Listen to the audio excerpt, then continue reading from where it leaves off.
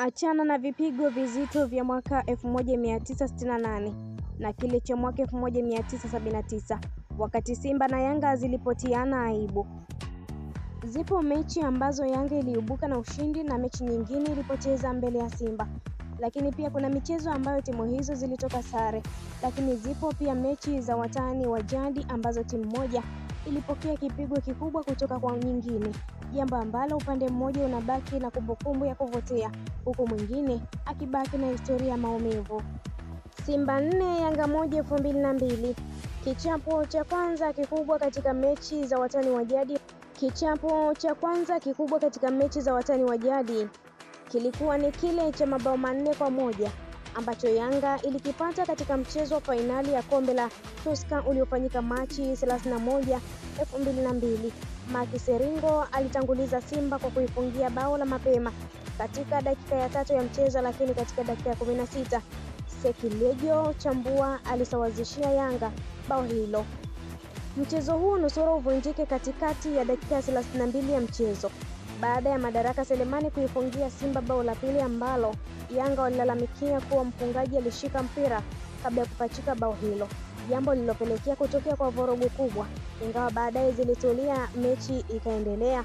Katika mechi hiyo ambayo mgeni rasmi alikuwa ni rais mstaafu wa awamu ya pili Ali Hassan Mwinyi, mabao mengine ya Simba yalifungwa na Serengo katika dakika ya 76 na Emmanuel Gabriel mnamo dakika ya 83.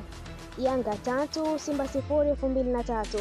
Baada ya kufungwa 4-1 kwenye fainali ya kombe la Tusker, Yanga waliingia msituni kujipanga na mwaka mmoja baadaye walilipa kisasi kwa Simba baada ya kuichapa mabao 3-0 katika mechi ya ngao ya hisani iliyochezwa katika uwanja wa CCM Kirumba jijini Mwanza Aprili 20, 2003.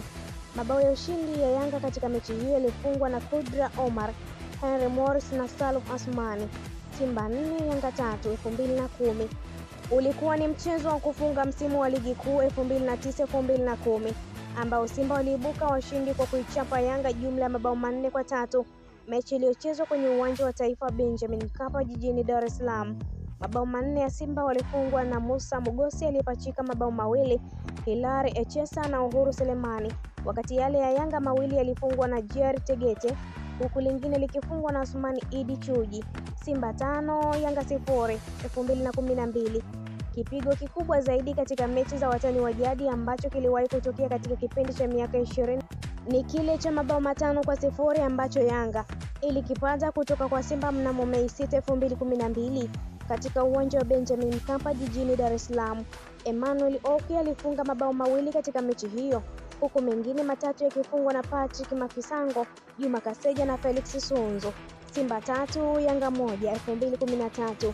Wakati kidonda cha mwaka 2012 kwa Yanga hakijapoa, ilijikuta ikichapa mabao 3-1 mwaka mmoja uliofuata katika mchezo wa kusaka ubingwa wa shindano la nani mtani Jembe uliochezwa Disemba 21, 2013. Hamisi Tambwe alifungia Simba mabao 2 katika mchezo huo na bao lingine moja lilifungwa na Awazi Juma Maniche. Simba 4 Yanga 1. Ilipita muda mrefu bila mashabiki kuona kipigo kikubwa kwenye mechi ya watani wa jadi, lakini mwaka 2020 Julai 12 Simba waliichapa Yanga kwa mabao 4-1 katika mchezo wa hatua ya nusu fainali ya kombe la shirikisho la Azam. Clatous Chama, Mzamir Yasin, Gerson Fraga na Louis Mixon kila mmoja alifungia bao Simba, wakati upande wa Yanga bao lao la kufutia machozi lilipachikwa na Faisal Salfei Toto. Achana na dondoo za mwaka 1900 na achana na dondoo za mwaka 2000. Nikiwa hivi naona na akili zangu timamu. Ilikuwa Novemba 5, 2025 uwanja wa Benjamin Mkapa ambapo Yanga iliichapa Simba mabao 5-1 kwenye mechi ya ligi na kupelekea kufutwa kazi kwa aliyekuwa kocha mkuu wa Wekundu wa Msimbazi Roberto Oliveira Robertinho.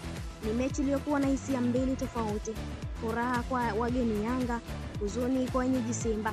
Ilichukua Yanga dakika 3 kuandika bao la kuongoza kupitia kwa Kennedy Musonda aliyefunga kwa kichwa kabla ya Kibu Denis kuisawazishia Simba kwa bao la kichwa pia dakika ya 9 na dakika 45 za kwanza kumalizika kwa sare pale kwa Mkapa, huku kila shabiki akipiga hesabu za kushinda mechi hiyo.